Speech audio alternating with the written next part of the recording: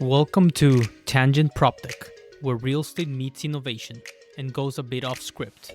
I'm Edward Cohen, PropTech entrepreneur and your host, alongside my co-hosts and PropTech venture capitalists Jeffrey Berman and Zach Ahrens. On this show, we bring on a guest who's shaping the future of real estate. We dive into housing innovation, climate tech, the future of work, and everything transforming our buildings and cities. And of course, we go on some tangents. If you work in real estate, prop tech, development, or if you're just obsessed with making buildings and cities better, this show is for you. Because sometimes the best real estate ideas start with a tangent. Hi, I'm Edward Cohen. Welcome to Tangent. Hey there, this is Jeffrey Berman, and I look almost identical to Zach. This is Zach Ahrens. I'm so honored and so humbled to be here today. Today on Tangent, we have Jason Griffith, co-founder and CEO at Synco, real-time messaging platform built for property management teams. Hi, Jason. Where does this podcast find you? Hello, guys. This podcast finds me in beautiful Stamford, Connecticut, Beautiful. the French Alps of America, I'm told. One of the Office US most successful paper company locations. That's true. Jason, so you guys bring 100 years of PropTech experience combined at Synco. First, tell us, what is Synco? So Synco is a centralized communications platform built specifically for the world of real estate. I think the shorthand way to think about it is if you're a tech company, you'd say it's the Slack, but for real estate. Because prior to Synco, there really was no equivalent. Already sounds better than the administration's preferred communication platform to share future war plans, Signal.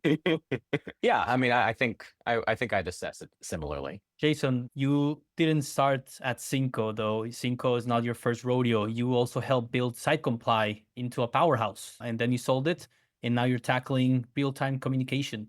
So what's the through line in your journey from SiteComply to Synco? Or if you're one of the few people who've never heard of SiteComply before, I'll bring everybody up to speed. Basically, SiteComply, which is a company that I co-founded in 2010, became pretty much the dominant standard by which almost every major operator in New York handled the crazy complexities of the regulatory compliance regime in the city.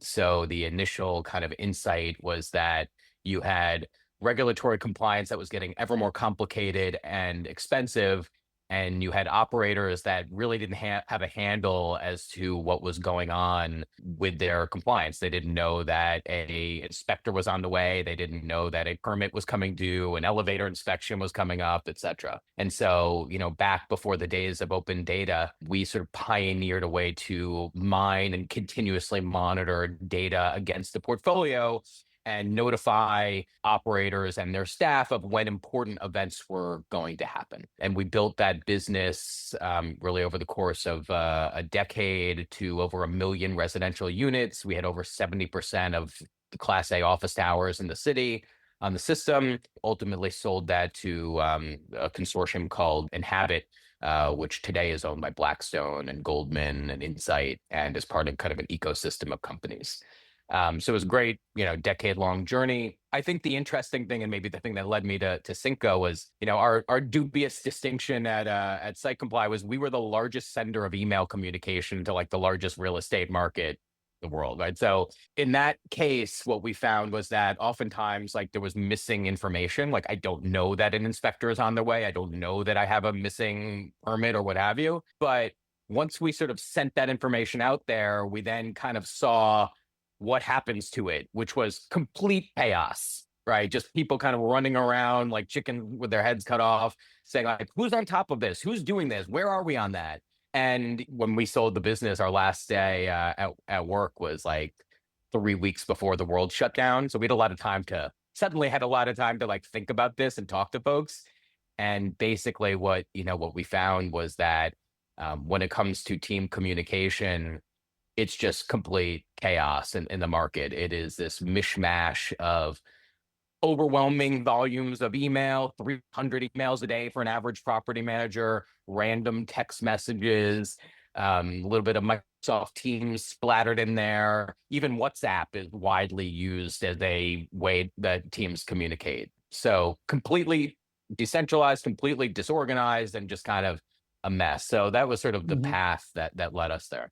Let's hone in on that. So why is communication still one of the biggest operational pain points across property management today? I mean, we're talking about different stakeholders in office, on site, and third-party vendors. I think what's interesting about this industry to us is that when you look at other aspects of the business, they've kind of been put into a nice organized system, right? I mean, when someone says, has unit 5B paid the rent?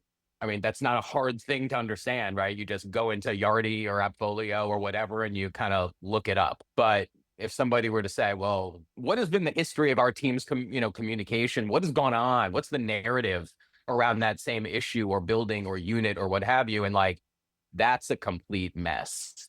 That is when you have this sort of scattered mess of like, where was that email? Where was that text message? Which vendor were we using? That guy doesn't work here anymore. That person's new. She doesn't know. What I would say is that that seemed to us to be like the most basic way that things collapse, right? When you have, just people who are not speaking the same language, people who are trying to sort through a bunch of, crap in their inbox and are missing the important moments, missing the important opportunities. No matter what new technologies you put in, no matter what new initiatives you have, if people are not communicating on the same system, the same wavelength, they don't, they're missing things. That's the choke point of so many important efforts. And that's what we saw at SiteComply, and that's sort of what we see every day. Jeff and Zach, I mean, there's a lot of talk now about centralization and helping teams run smoother and, much more aligned without things falling between the cracks. So how does platform like Synco fit into that? Centralization is, at least from our LP's perspectives, one of the more important elements to streamlining their operations. It's pretty straightforward, actually, but the implementation of centralization technologies and initiatives is anything but simple. Jason, we'll be curious to talk about how, adoption has been going, which of the stakeholders within a property management ecosystem is adopting it faster, better? How does onboarding go? Is there friction? Yeah, maybe I'll speak to the centralization point, because I think it's a really powerful concept, but then when you bring as the rubber meets the road, that's where you start seeing things fall down. And I guess one of the things that we would say, or that we've observed, and I think probably one thing that has powered some of our growth, is that teams come out and say, okay, we want to centralize some key functions, leasing, maintenance, what have you. But then what inevitably happens is that the different teams that now are it's really important that they work together seamlessly. They have kind of just different communication styles, different communication systems. So you might say, well, the leasing team, they love using Microsoft Teams. They're all about that. But like the maintenance team, they really text. The accounting team, they're email centric. And then you need those teams to start talking to each other in a really effective and efficient way. And that's where it starts falling down. What's unique about Synco is that when people adopt Synco, they adopt it for the whole company, because it's important that the entire company are coming together to work on efforts.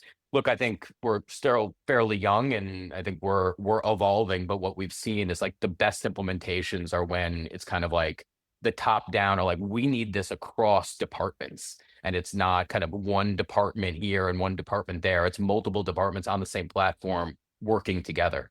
But I think the lesson is that if you're going to centralize elements of your operation, there's going to be a limit to how much you can get out of that if you don't centralize the way in which these departments are communicating with each other.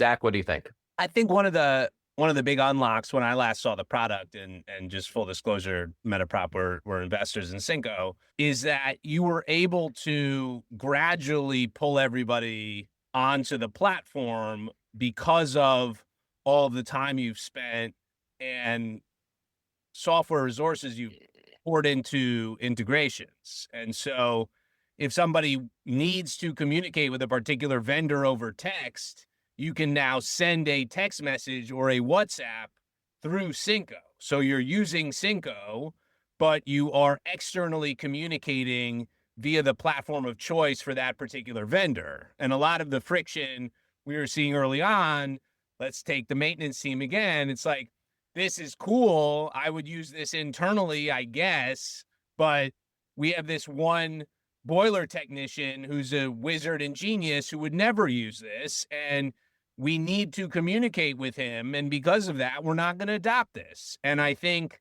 one of the big unlocks you've had relatively recently is the ability to seamlessly move in and out of the Synco platform.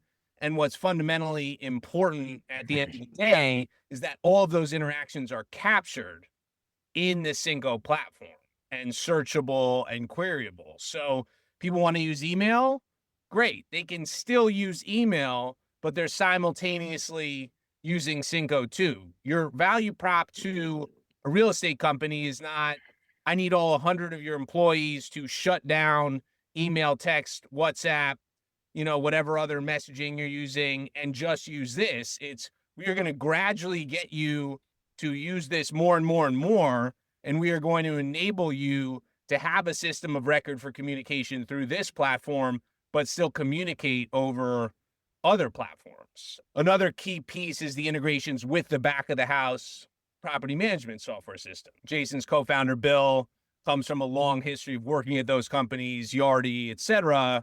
Those platforms, many of which were built starting in the 1980s, some of the more modern ones were starting in the early 2000s. They were not built as communication first. They were built as accounting and resource planning management functions first, and have gradually attempted to layer on communication capabilities, which no one uses. I've met a lot of people in the real estate industry in the past 20 years, never met anybody who says our communication platform of choice is to message each other through MRI or portfolio, right? And we use Yardi at home with the wife and kids. Yeah, exactly, right. It's delightful. I have not, who knows? Maybe I'll meet somebody tomorrow who does use Yardi, but I've never, those platforms are certainly not built for that. So I think a key component to reducing the friction is integration on one side of the house with the back of the house property management software suites, which have proliferated tremendously over the past 10 to 20 years. And then also on the front of the house on the existing communication protocols that are disparate and challenging. And when you have those integrations, not only can you reduce friction in a sale, but you can also create technical and product moat vis-a-vis potential competitors who might try to come in the market and take a similar approach.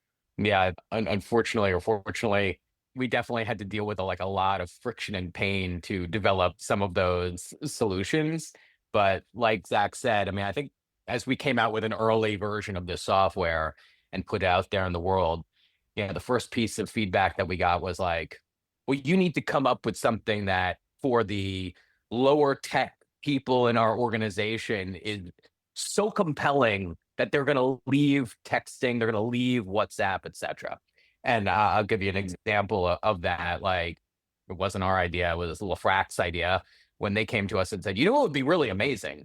We have all these folks in the, many of them in the field who are technically very, very strong, but they don't speak English as a first language, right? And we're constantly either thinking about making hiring decisions around like, well, are they strong enough in English that they could interact with, our folks?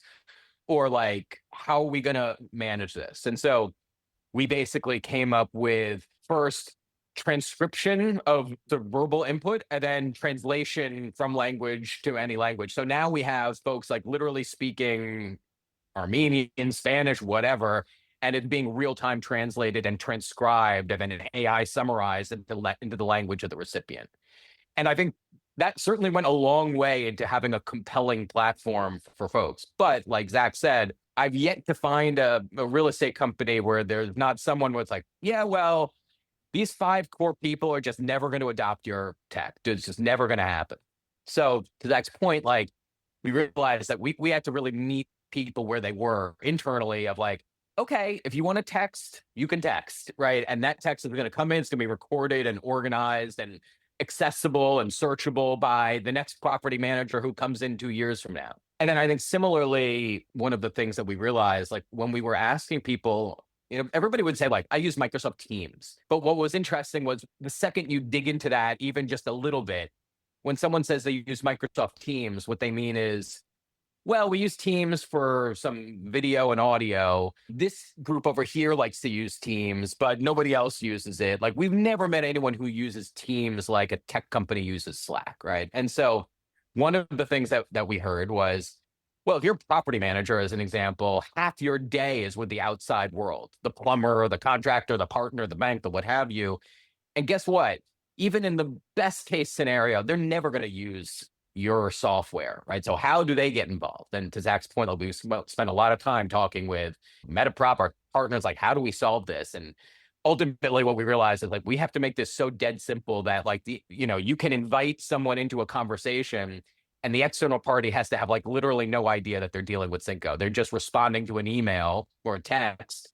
And like the response comes right back into the thread as if they were part of the team. And then, of course, one of the advantages of being in kind of one vertical is you get little nuances. Like, yeah, you're dealing with it with a board or you're dealing with a partner. You actually only want to show them this one little piece of the conversation. You don't even want them to see the other thing. So we sort of iterated and developed so we could meet people where they are with all the nuances that they needed. But that was a big part of it.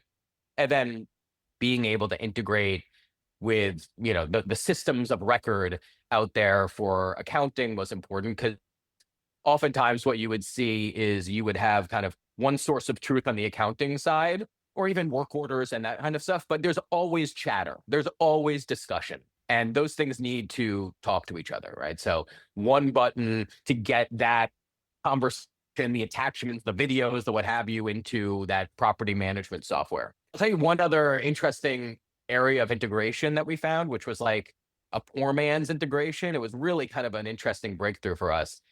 When we started asking our clients, well, when you look at the volume of email in your inbox, like what does that look like? A lot of the volume was actually like exhaust from other systems, like SiteComply, right? I mean, we were responsible for so many emails in the inboxes of folks out there. But you think of like every piece of software that you buy results in something that you want, like a hole in the head, more email, the weekly lease up report, the notification that someone moved in, the security alert, the boiler notification, et cetera, et cetera, et cetera, et cetera. And not that those things aren't inherently important, but they usually get dumped into an inbox that no one's looking at. And so what we were able to do was actually, in a really elegant way, just create kind of a shadow email address within Synco, where if you sent something to that address, it would go to the right person or group in Synco. Literally, it was as easy as like going to your boiler notification software and just changing the address to the Synco email address, and it would come right into Synco to the right people. That was also kind of a huge unlock, because that, without any code, on day one of using it, makes your inbox that much cleaner. It actually makes your email more valuable.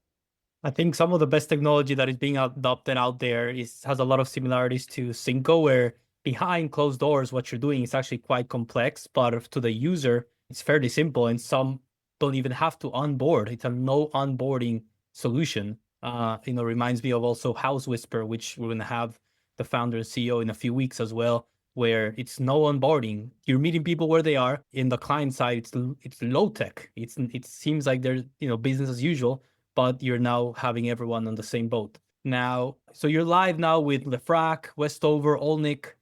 Talk about how that's been going, how they're using it, and a few specific use cases, repairs, tenant issues, third-party techs will be great to understand. I think if you take, like you had mentioned, Westover is a great vertically integrated owner manager. They're, almost 20,000 units based in King of Prussia, Pennsylvania. They're Entrata users. Their properties are in 8 states.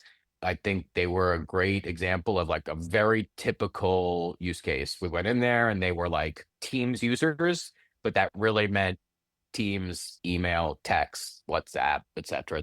That was kind of at the moment where we were very much in our we got to meet people where they are and trying to experiment with how would a pilot work? We were introduced to them through our mutual buddy, Karen Mayo. We just said, they're just a forward-thinking group. And we sat with them and we started a pilot with kind of their HQ in one region, but very quickly they came to us and you know what, let's just kind of expand this. So they use it across every aspect of the business.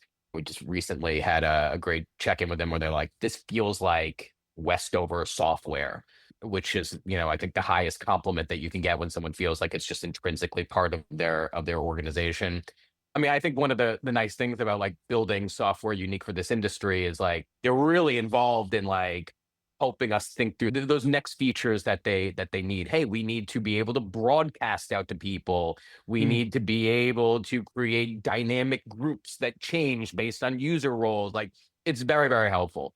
I think the nice thing is use cases are so all over the board. I mean, in our last check-in phone call with them, it's everything from coordinating an outing for the team to a local game, to buying property and exchanging docs, to day-to-day maintenance issues. I mean, you think about we use this example in our demo all the time, where someone says, I'm doing some renovation on one of the units at a rental property. Someone else says, hey, wait a second, we actually have that type of contractor coming in that same day to do this. They would have missed the message if they were trying to do this via email. Because it's on Synco, it's real time, it's faster. You see when someone's typing. Someone described this to me as if you think about what life was like on email and text, it's almost imagine 10 people at a conference room table, but there's a barrier and you can't see the other people speak. And every time someone speaks, let's say there's a 10-second delay, so people speak over each other and it's confusing. Synco gets rid of the barrier and makes it feel like everybody's in the same room. You can see who's talking, you can sort of coordinate in real time. So it just sort of makes things go faster and easier across all elements of the organization. But I think our challenge is helping people understand that this is not just for property operations or maintenance or it's for everything. Talk a bit about your business model. How do you charge and your growth, if any numbers that you can share? Yeah, so we're about 130,000 units now.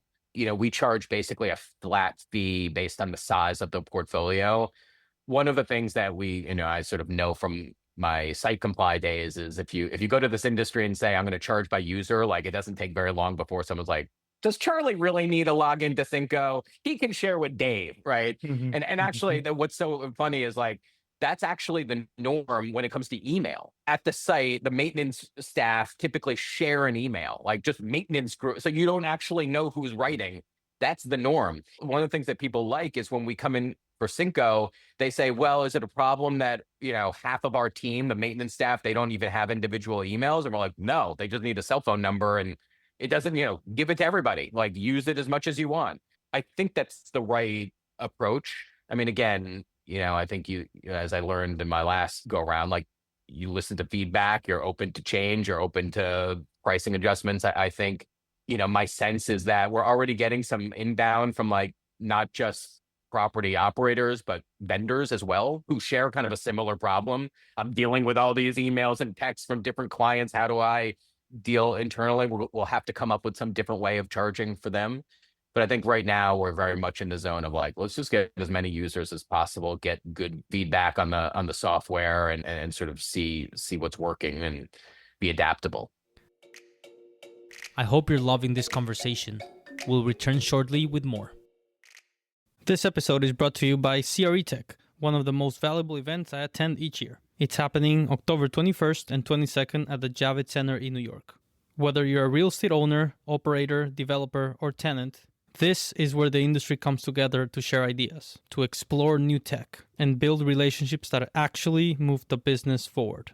I've had the chance to grow real partnerships and discover solutions here that I probably wouldn't have come across otherwise. And this year, CREtech is rolling out something new for 2025 that I get to tell you about. It's called the Hosted Meetings Program, and it's designed for qualified real estate professionals, and it covers your full event pass plus up to $800 in travel and hotel costs. All they ask in return is that you take a few short, curated one-on-one meetings with tech companies that align with your business needs. It's a smart, low-pressure way to explore what's out there without the typical event costs. If your company owns or manages 1,000 residential units or 1 million square feet of commercial real estate, and you're involved in tech or operational decision-making, this is definitely worth checking out. You can learn more in the show notes and see if you qualify by reaching out to us at tangentcommunity@gmail.com. I'd love to help you get set up and to hang out at the event. User code PARTNERTANGENT20 for 20% off your ticket. See you at CREtech. Now, back to the show. In terms of, and this is obviously the million or billion dollar question, but estimating, ROI. Yeah, they could stop using Slack in some companies or Teams, but in terms of estimating things that were falling between the cracks, or how did we solve this problem faster, or did we solve this problem cheaper thanks to the communication? Like, how are you thinking about that, or how has that evolved? Yeah, I think about that at night when I'm not sleeping, because that is the challenge. It's funny. I remember early days of SiteComply, when Ross and I were like thinking about like, how do we sell this to people? Like, we would go in and show it to people, and people were like, I'm going to pay you for information that's free right now on the Department of Buildings website. And then we're like, look, this is we're MBAs. Let's go in and show them an ROI. And we're like, look at this. We would have saved you $114,000. And literally every single, tough New York real estate owner were like, that's bullshit. I fired that guy. That never happened. The da-da-da. Like, it was just, and then eventually we're like, why didn't you just try it? Right. And then I think, and then I sort of flash forward in my career. And I remember the day that my team came to me at SiteComply saying, we should use Slack. And I was like, why? We use Gmail. Gmail's good.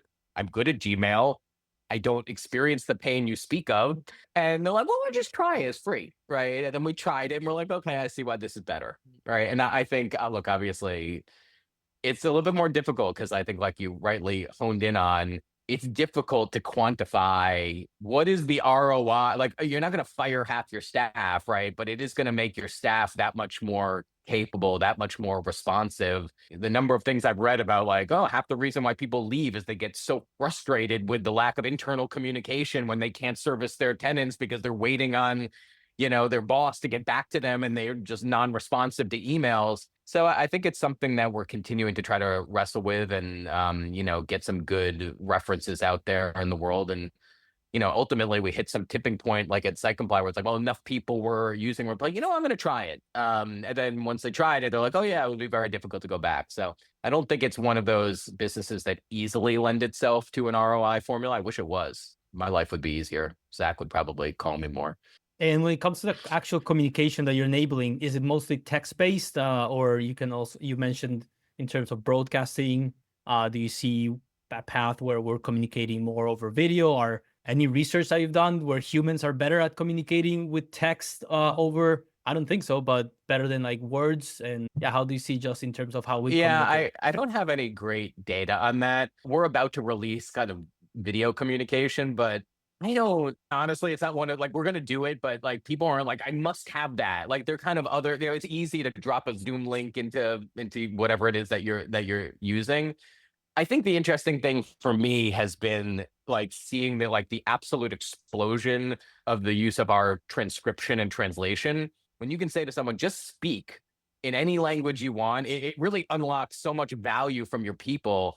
We've had people say to us, like, I have people who I knew were technically strong, but when we would communicate together, it reduced our effectiveness so low because they just weren't as strong in my language as they happened to be at, turning a wrench, right? And so it's really unlocked that. So I think, leveraging the technology that's out there and putting it into sort of one system so that everyone can speak the same language and be verbose and communicative has probably been the biggest sort of communications unlock that I've seen. Can we get a little spicy? Because we're talking about, like very company specific order of operation stuff. And if we still have some listeners, let's give them some meat on the bones. So you're a venture-backed company.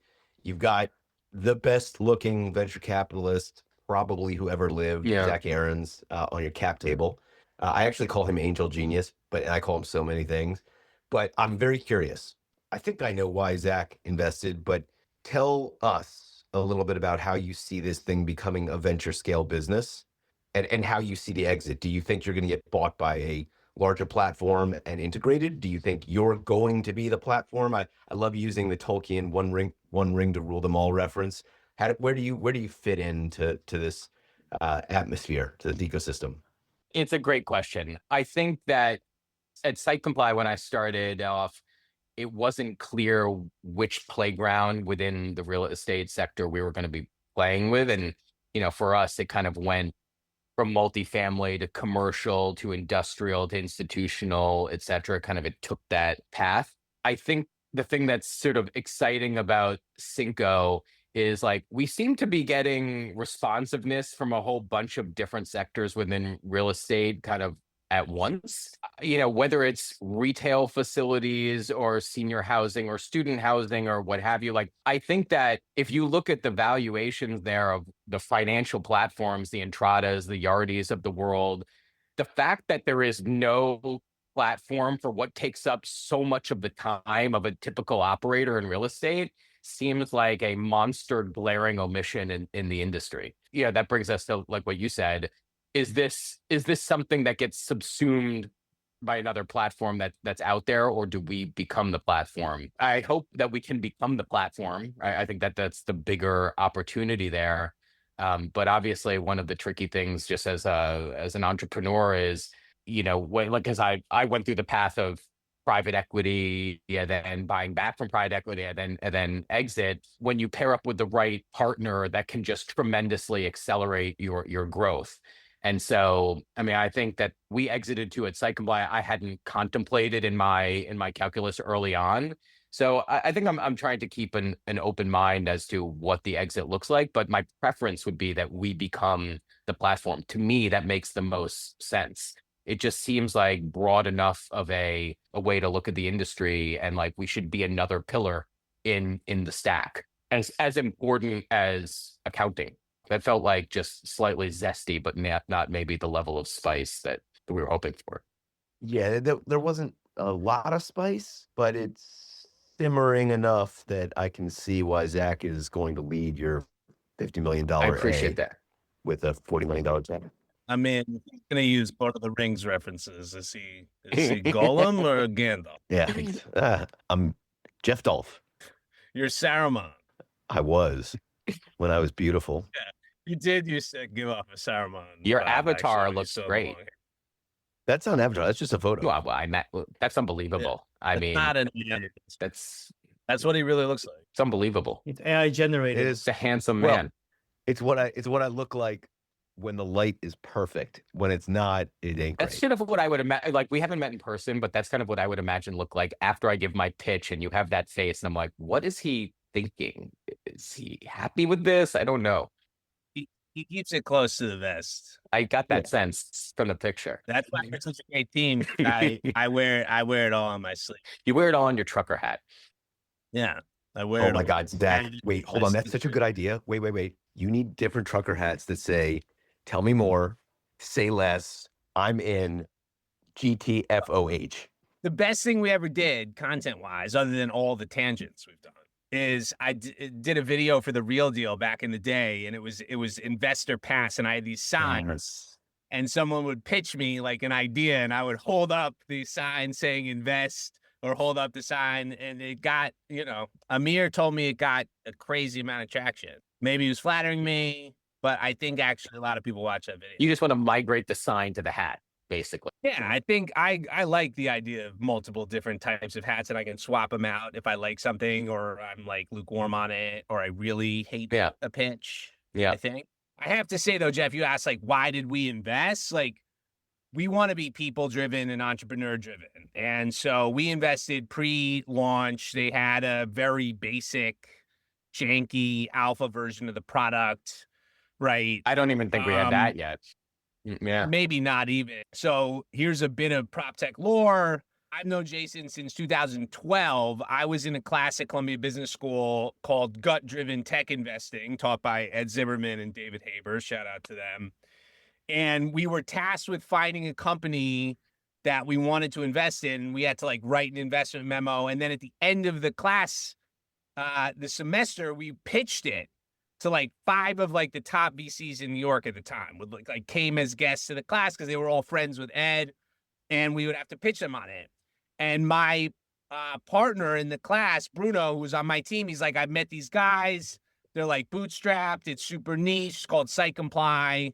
We should do that one. And I was like, oh, that's awesome. Like, I know real estate. Like, this is perfect for me. I'm in.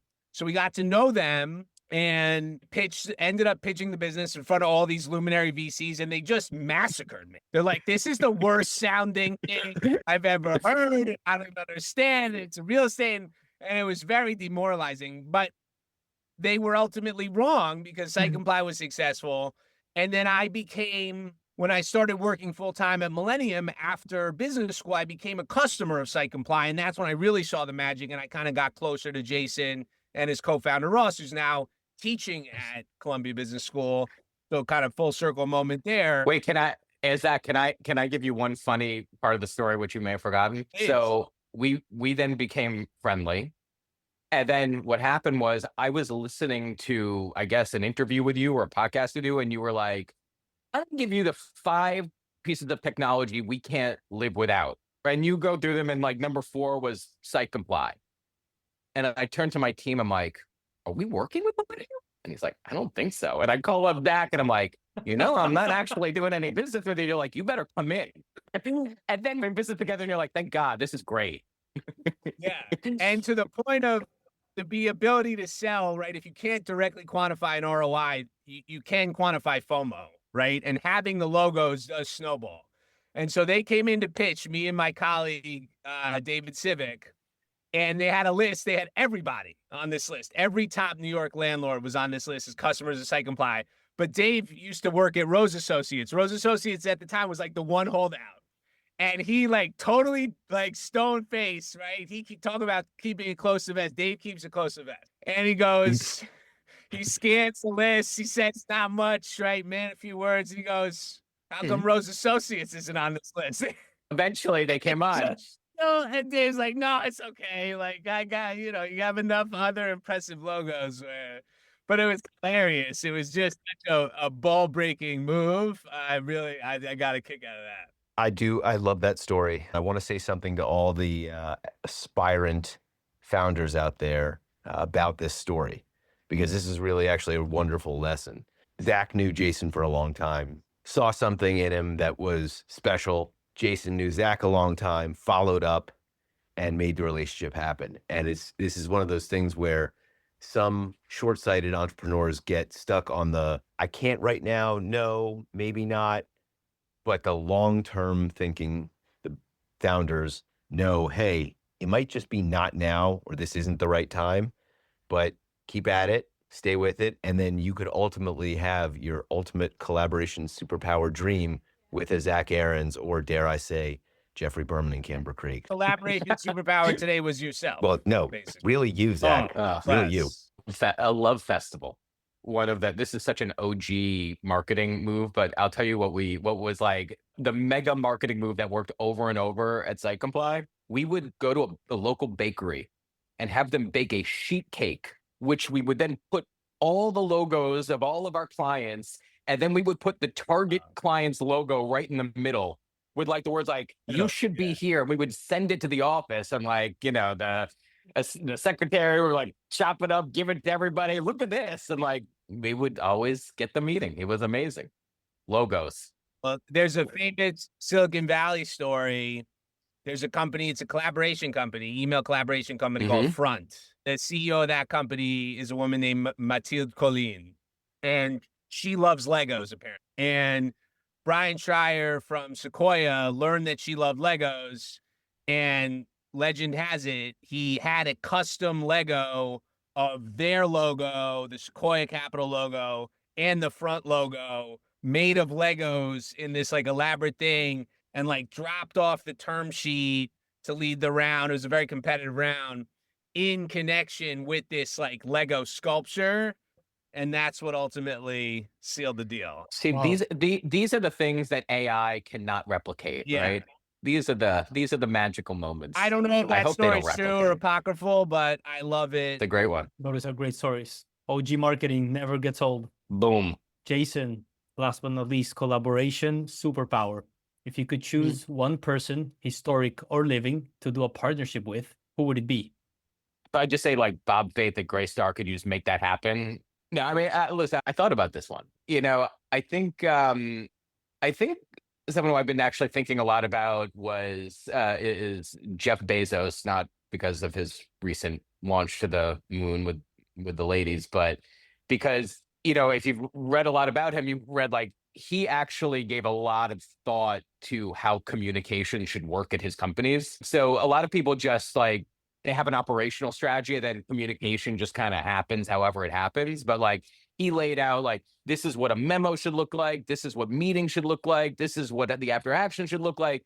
And I feel like that was kind of like the juice that allowed them to do so many things. And, the thing that we keep trying to preach out there is like communication strategy should not be some kind of afterthought. It's really, really important, and it needs to be paired with your operational strategy. And you got to have a technology that can fulfill your dreams when it comes to communication. So I think that's what we're shooting for here at Synco. Fascinating. The 6-pager, the famous Jeff Bezos 6-pager memo. I think it just turns everyone into better communicators and storytellers, right? If you have to describe something and write it down, not only you become a better writer, but a better storyteller and, more persuasive in driving value for your organization. Zach, I'll still settle for a meeting with Bob Faith. So if you can't do Bezos, yeah. Bob, if you're listening, hit Synco up. Zach, Aarons, who's your collaboration superpower this week? Yeah, I think we use a lot of those Amazon techniques at Metaprop, like meeting can't start until everybody's read. We don't have that exact memo format, but until people have looked at the materials, like meeting's not going to start. Also, I think another, I don't know if he invented this or he took it from somewhere, but the press release in the future and all the time. Like, yeah, I love that one. Write the press release for when you launch Metaprop Ventures Fund 7 in like 2030. What does that look like to you, right? And if you believe in any of that, manifesting stuff, right? That's really what, if you put it on paper, right, the word can become the real tangible thing, right? Which brings my collaboration superpower, Hammurabi of Babylon. No, I'm just kidding. Although that would be cool. But I was researching today, one of my favorite Silicon Valley entrepreneurs that's directly relevant to this conversation is Stewart Butterfield. So a couple things that I want to highlight about him. He's Canadian, immigrated to the U.S.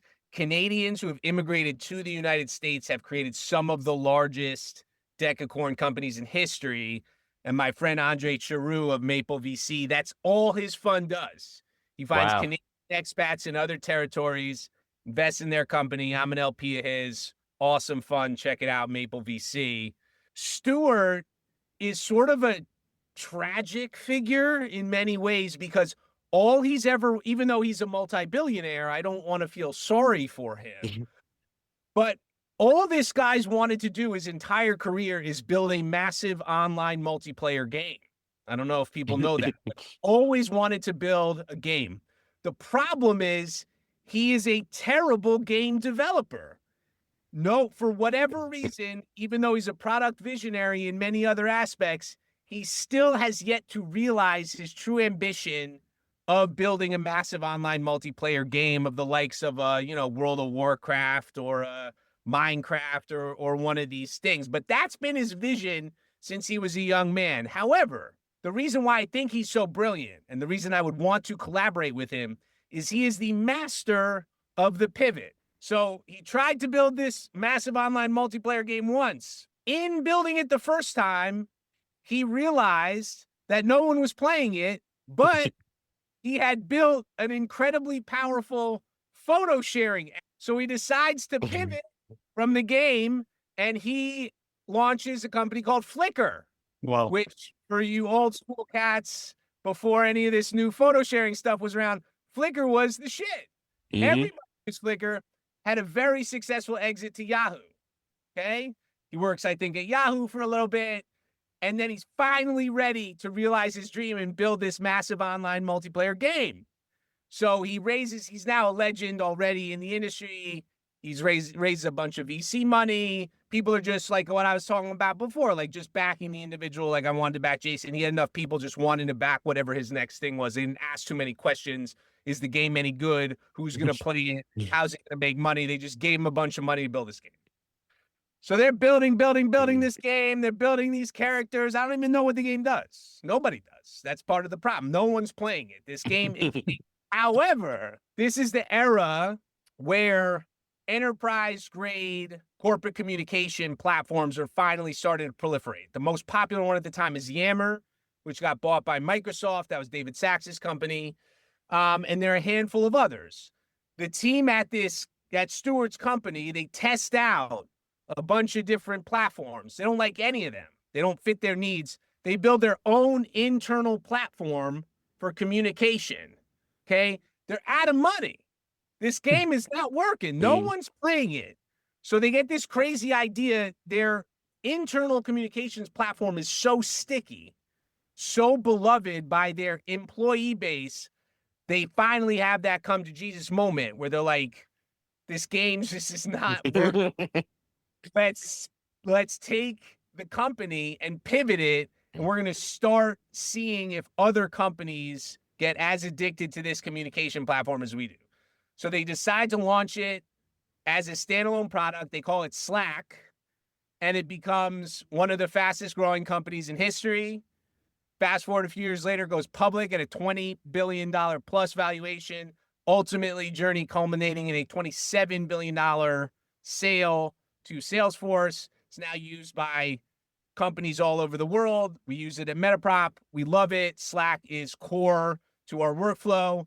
Bunch of different reasons we didn't get into why it doesn't work for the real estate sector, but it doesn't. That's why we need Synco.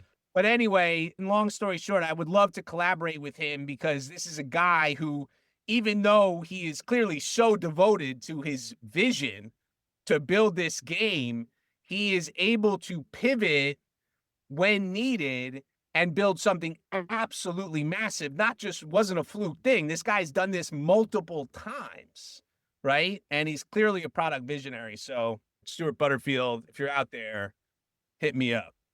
That was unbelievable. But more importantly, now I'm thinking, do you think this guy Stewart just does it on purpose and he's figured out that, people just are happier playing games or thinking they're building a game that people will play. And then they realize that actually we don't know what we're doing in terms of gaming, but we just going to turn one of our cost centers into our actual company and product.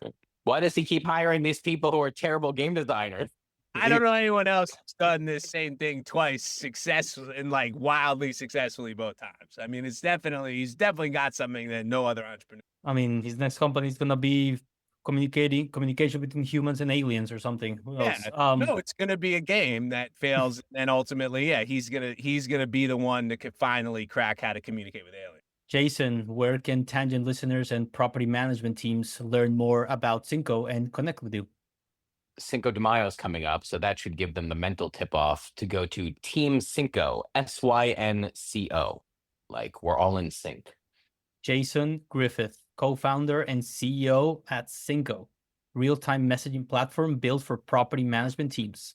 Thank you so much for coming to Tangent today and sharing your company, your vision, and your background with us. Thank you, guys. That was fun. Muchas gracias, and thank you for listening to this episode of Tangent PropTech. If you learned something new or enjoyed the conversation, text a friend the link to this episode right now. Make sure to follow the show wherever it is that you're listening so that you never miss an episode.